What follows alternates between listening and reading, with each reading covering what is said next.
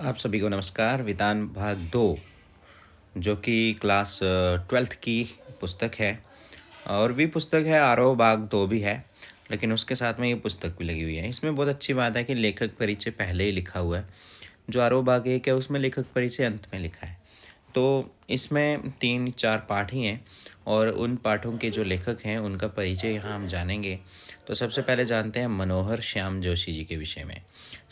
जन्म सन 1935 कुमाऊं में हुआ था इनका।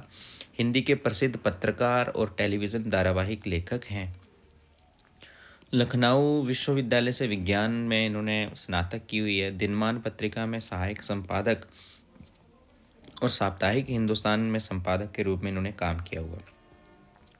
सन 1984 में भारतीय दूरदर्शन के प्रथम धारावाहिक हम लोग के लिए कथा पटकथा लिखना शुरू करने के बाद मृत्यु पर्यंत स्वतंत्र लेखन। प्रमुख रचनाएं हैं इनकी कुरु कुरु स्वाहा, कसब, हरिया, हरक्यूज की हैरानी, हमजाद, क्या कहानी संग्रह है, एक दुर्लभ व्यक्तित्व, कैसे किस्सागो, मंदिर घाट की पौड़ियाँ, टाटा प्रोफेसर षष्ठी बल्लभ पंत और नेताजी कहिन।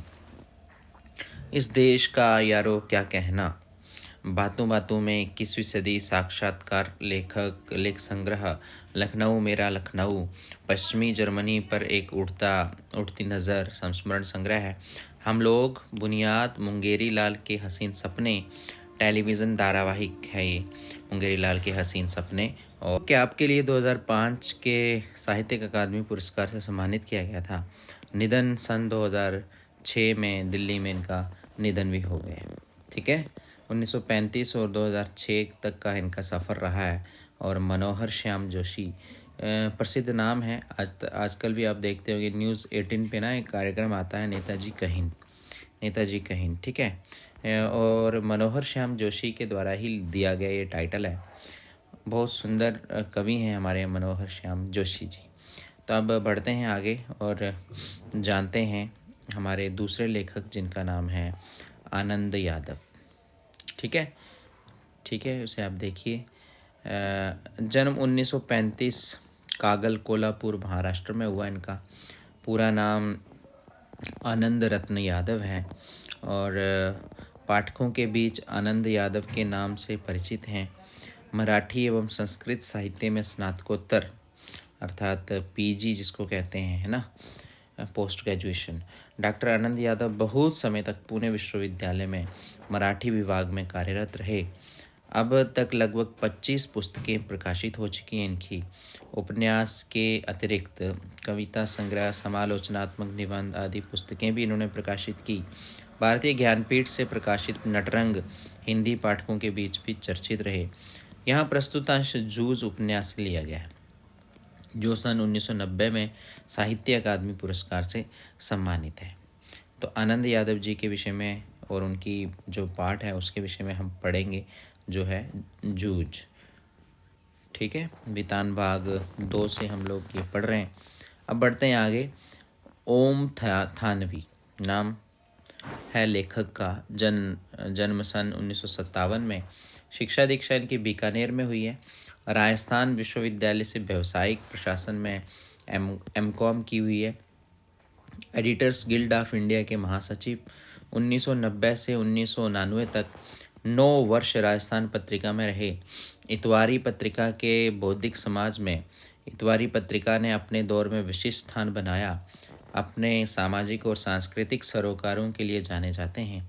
अभिनेता और निर्देशक के रूप में स्वयं रंगमंच पर सक्रिय भी रहे हैं। साहित्य, कला, सिनेमा, वास्तुकला, पुरातत्व और पर्यावरण में गहन दिलचस्पी रखते हैं। 80 के दशक में सेंटर फॉर साइंस एनवायरनमेंट की फेलोशिप पर राजस्थान के पारंपरिक जल स्रोतों पर खोजबीन कर विस्तार से लिखा भी है।